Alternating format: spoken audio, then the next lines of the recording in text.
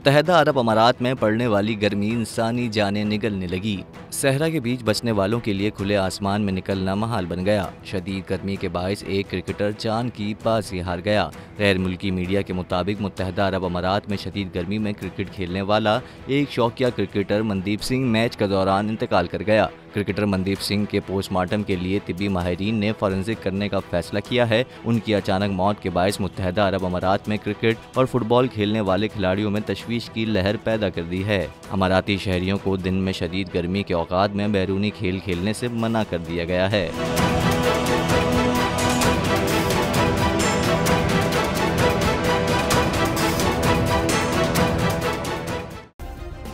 Subscribe करें और bell दबाएं ताकि कोई खबर रह न जाए।